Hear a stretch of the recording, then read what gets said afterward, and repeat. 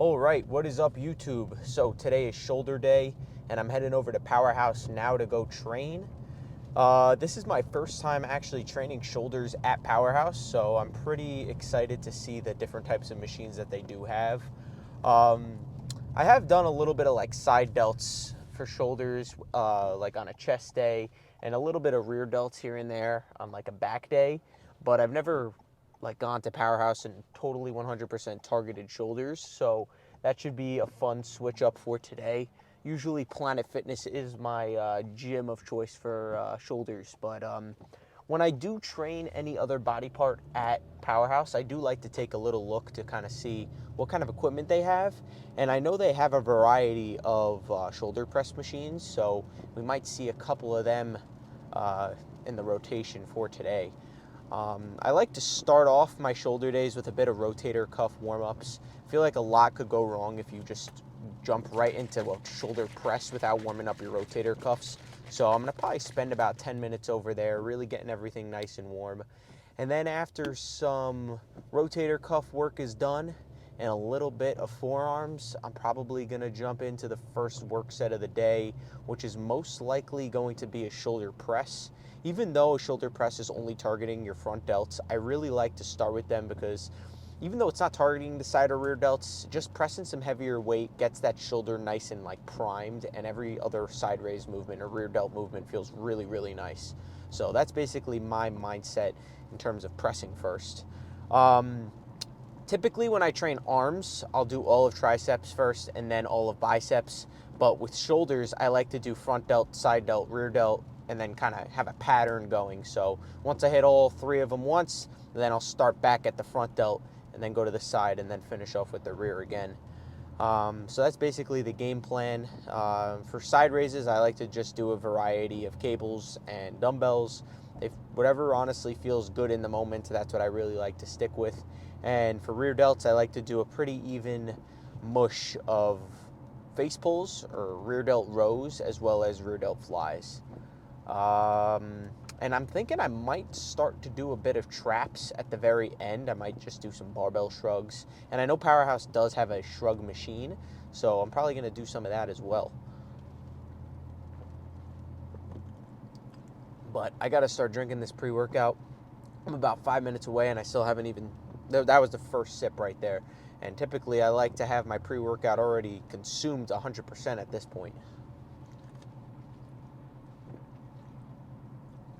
The reason why I like to have my pre-workout 100% consumed on the ride to the gym, so that way I know that all of the supplements that are in the pre-workout are getting active in my system. You know, I see a lot of people dry scooping their pre-workout or taking their pre-workout the second they walk in the gym, and I don't really agree with that. I mean, as long as you're taking it, it's good, but if you're taking it when you get in the gym, make sure you're taking a pretty long warm-up. That way you're giving all those supplements a good amount of time to really enter your system.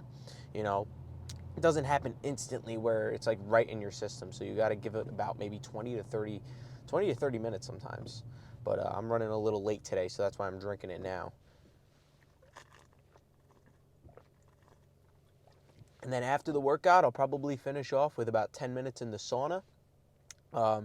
Honestly, I've liked to just do the sauna a bit at the end of all the workouts. I just feel like it just feels really, really nice. I get to sweat out all the extra pre-workout that's still in my system, and I think it does have a some pros of muscle recovery. So definitely like to do that. If it's really cold outside, currently it's about 45 degrees in Jersey, which isn't terrible. But honestly, I might even do a couple minutes when I first get into the gym just to honestly heat up my whole body. That way I kind of break a sweat without really taxing my cardiovascular system or taxing any muscles that are going to be used during the workout. But that's basically the game plan for today's shoulder workout. It's really all I got for right now. And I will see you all in the gym for the first work set of shoulders. Peace out. What's going on, everybody? So I'm starting off my shoulder workout with some Smith machine military press right here. This is actually my third work set for today. Started off with a top set of 8, then went to a set of about 10, and this is my last set right here. I believe I hit it for another 10 to 12 reps. I did a bit of a reverse pyramid rep scheme, I guess you could say, on this movement for today. Started off with some heavier weight with lower volume, and then as the sets went on, I increased the volume but decreased the weight, just to kind of get more volume towards the end. And it was a nice transition into this first lateral raise movement right here. Moved over into some standing side raises. I really like this machine, being that the handles aren't in such a neutral position. They kind of curve up a little bit. It honestly just elevates the mind muscle connection for me, and I'm able to get a better connection with my side delts than a machine that just has like some straight handles. This felt really nice today. Typically on my front delt movements, like any sort of press, I like to stick with the lower end of volume. Like I said, I do sets between 8 to 12 reps. But for side and rear delts, I really like to go into the higher volume sets for those typical body parts. Probably anywhere between 15 to 20 to maybe even 25 reps for side and rear delts. I just experienced the most growth in that area. I feel like training side and rear delts heavy could result in injury, and I just feel like for myself, I put on more size in my side and rear delts through higher volume. So after those standing lateral raises, I'm now moving over into some seated lateral raises right there.